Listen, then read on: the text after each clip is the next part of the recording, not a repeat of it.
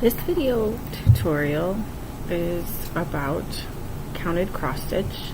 This is the first hand sewing we do in Fashion Construction 1 at Joliet Central.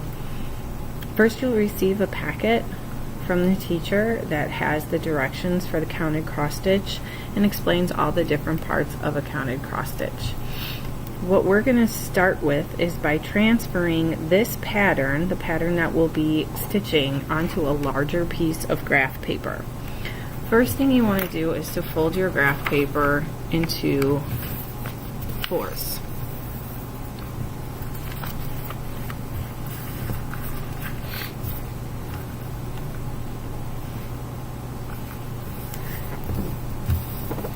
This is just an easy way to find the center of our graph paper. So we look where our folds meet, and that's the center of our graph paper.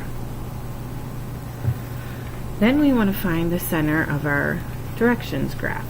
So we count our squares: 1, 2, 3, 4, 5, 6, 7, 8, 9, 10, 11, 12, 13, 14, 15, 16, 17, 18, 19, 20. So 20 divided by 2 is 10. So we'll count 1, 2, 3, 4, 5, 6, 7, 8, 9, 10 and find that this is the center. Then we need to count down: 1, 2, 3, 4, 5, 6, 7, 8, 9, 10, 11, 12, 13, 14, 15, 16, 17, 18, 19, 20, 21. So we want to find the 10th square again: 1, 2, 3, 4, 5, 6, 7, 8, 9, 10. And it's actually the line in between because it's off, and this is our center. So we know that this then is the center of our directions. So knowing that this is the center and that this is the center of our paper, we're going to transfer the symbols, which represent different colors of thread that we'll use while we're stitching, from our smaller directions to our larger directions. So we'll start here just to the bottom left of the center and make an X. We'll do that on our graph paper, and then we'll continue to transfer those symbols so that what's on our larger sheet of graph paper looks just like what's on the smaller direction sheet. Then we continue on with our next symbol, making our second balloon, which represents a different color, by filling in those on our graph paper.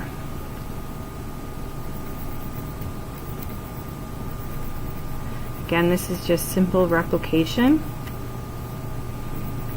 We're just taking what's on one page and moving it to the other, so we have a larger representation of our directions. And finally, we have the last three. Now we have to make our third symbol of balloons. They have a 5 to represent another color. I'm actually going to make an S because it's quicker and easier. So I want to make sure that I have this space in between like they have on their direction. So I'm going to start the next box up and make 3 S's to represent the 3 5s. Then I'm going to make 4 more across.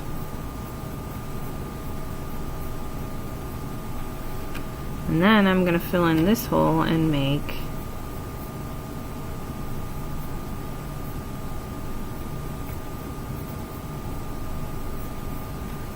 3 across, and then I'm going to copy that exact same line, and then I'll top it off with my last 3. Okay, so now I have 3 balloons, each with different symbols. This dash in each balloon represents another color, which is white, to kind of get some shading in our balloons. Then I'm going to copy these lines, again following what they have on the directions. I'm going to start just like they started here on this corner. I'm going to start there and only go halfway through my box, and then the other halfway. Then I'm going to draw a straight line down for 1, 2, 3, 4, 5, 6 boxes.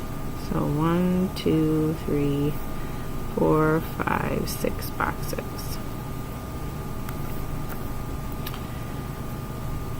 Then I'm going to start my next line. I'm going to go from right here, like it says on the directions, and I'm going to go 2 lines down. Then again, I'm doing that half string, half box for my string. And then I'm going to skip a box and I'm going to do another half string. And then I'll make my last balloon string starting at the end here. I'm going to go 3 boxes down. 1, 2, 3. Half a box, and then 3 more boxes down. And then finally we're going to make our letters. I always start when I'm transferring with the words that are closest to my center dot. So I'm going to count 2 boxes over to start my L.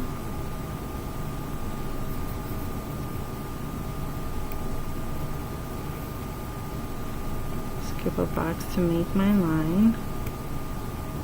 Skip a box here.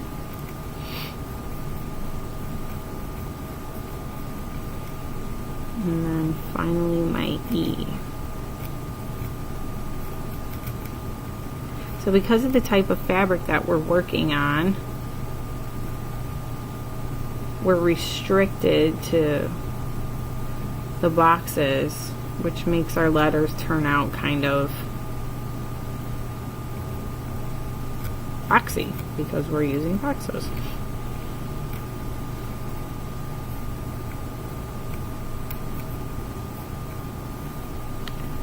And finally my Y.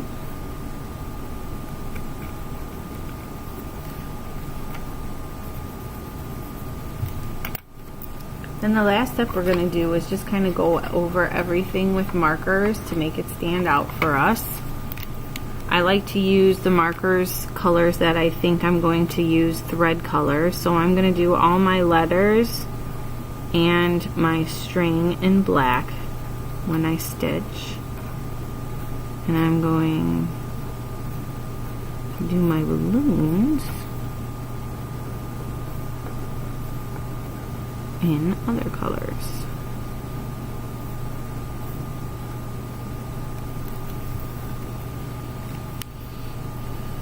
Now the directions, the symbols are represented on the directions and they tell you colors to do, but for this assignment you can choose your colors. I'm going to start with a pink balloon, and again you don't have to color the boxes perfectly, I just want you to have an idea of where your color is going to stitch.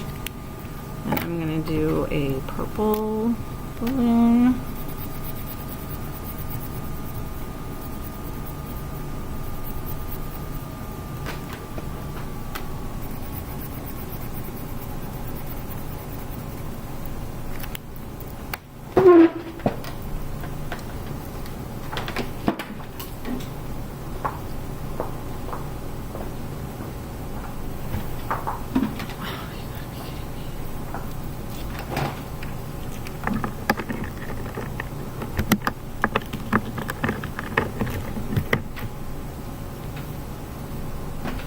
And then finally, I'm going to do a green balloon.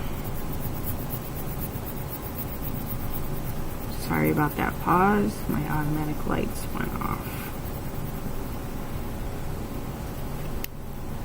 So that is how you transfer your pattern onto your graph paper. And then we will use these directions when we start our actual stitching, which is the next video.